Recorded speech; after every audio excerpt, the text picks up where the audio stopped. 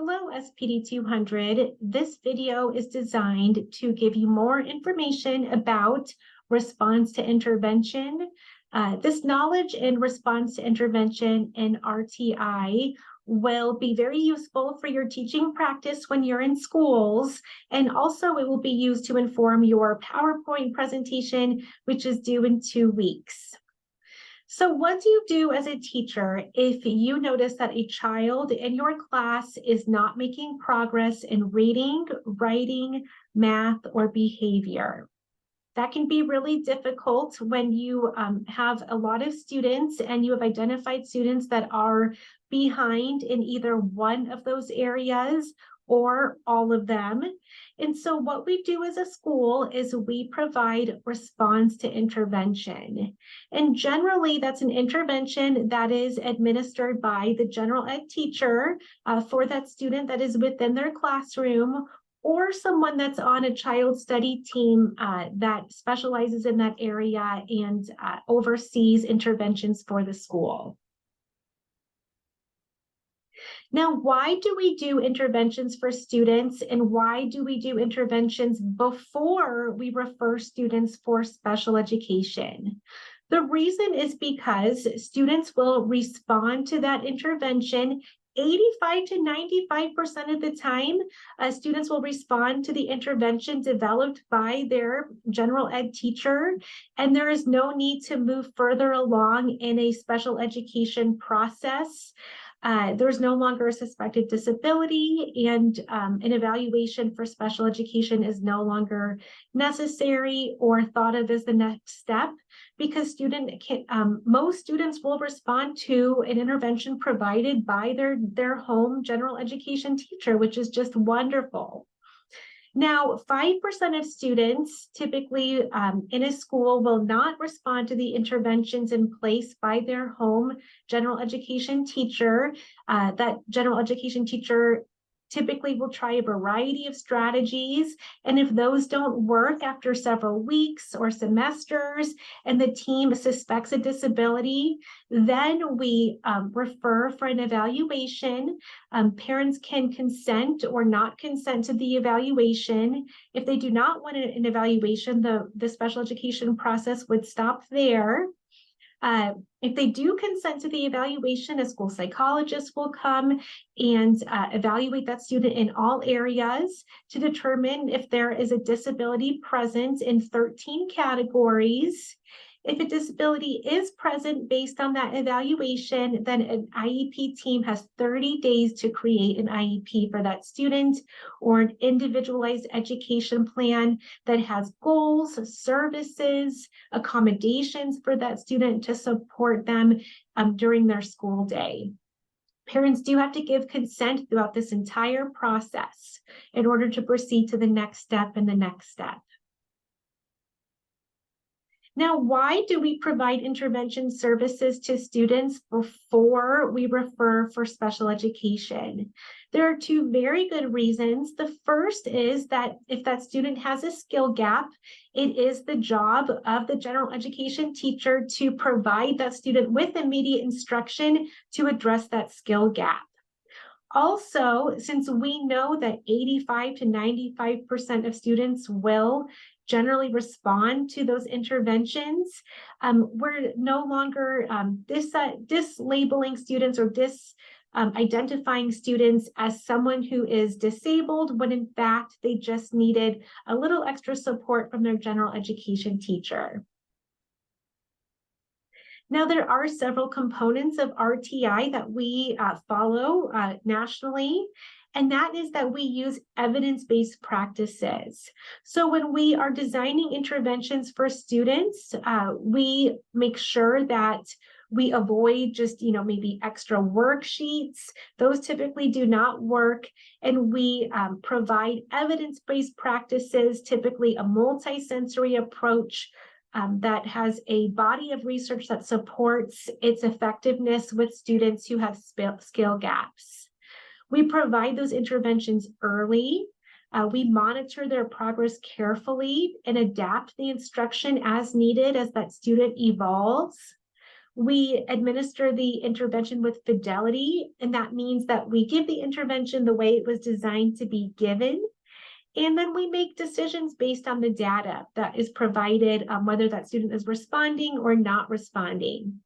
If they are not responding, then teachers can intensify the instruction or provide it more frequently or in a smaller group, and seeing if that adjustment helps that student start to make progress.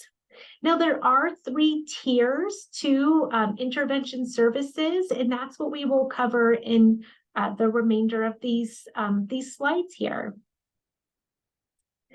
Do know that you are not making all of those decisions about interventions and who gets an intervention, what interventions you need to find and administer. You are part of an entire child study team that will help you with this entire process. Generally on that child study team, or sometimes we call it student study team, is the special education teacher who can brainstorm interventions and help general ed teachers with that process. There's usually a person that is an expert in math interventions at your school that will help with students that need math support. And that goes the same with reading as well. Reading interventionists will typically support the general ed teacher in what they need to do to support that student. Or sometimes a reading interventionist will take that student themselves and provide that type of support. Behavior specialists on school will help with behavior issues that need to be addressed.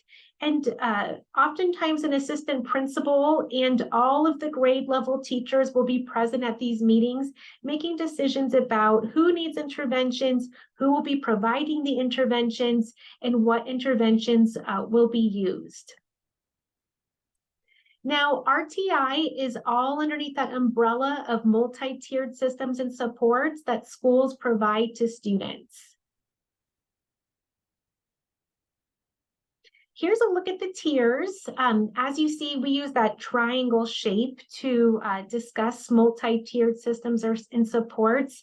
And within that system, RTI, the one that we're talking about today, that first tier is this large tier at the bottom. It's green, and that is all of the curriculum and instructional delivery that a general education teacher gives in a given day. Now, 80% of students will respond to these universal procedures, curriculums, and settings that are provided to all students. If students don't respond to what is taking place in their normal school day, about 15% of students will usually fall in that category in this second tier. This is when we provide those intervention supports. The child study team meets, identifies these 15% of students that are showing skill gaps in reading, writing, math, or behavior, and the child study team will decide the interventions and who needs to implement the interventions, how progress will be monitored. Now, most of the time, students will stay in this tier 2 or move to tier 1 because they are no longer showing signs of any skill gaps. 5% of the time, this top tier here, despite all of the efforts of the child study team, that student is not making progress, and that is generally because of a disability that is present, and that student will need intensified support, typically delivered by a special education teacher with an individualized education plan in place. Now, to review, there's 3 tiers. There's that bottom green tier. That's the general education core curriculum that every student receives on a normal, everyday basis. That includes a core curriculum and school-wide policies, procedures, class-wide instruction. Tier 2 takes place when a student is not responding to what occurs in a typical day, and they need more intensified small group support, generally provided by that general education teacher or someone on that child study team. Now, tier 3 is that small 5% of the school that is not responding to any of the interventions provided by the child study team. And typically that is due to a disability. And so the individualized education plan team will come together and devise a plan for that student to support them with all of the interventions moving forward, or most of the interventions moving forward taking place by that special education teacher, or a combination of the special education teacher and general education teacher. Now, all of the information on this slide deck here came from your textbook. And if you see here, this is the APA format to cite that. It was derived from Chapter 7 of the Inclusive Classroom Strategies for Effective Differentiated Instruction, right in your topic resources. And also information was gleaned from the RTI website here. It's called What is Response to Intervention? Here's the web address. Feel free to look at both of those resources and learn more information about RTI. And then you're going to use that in your PowerPoint presentation that you will upload into Halo in 2 weeks when it is due.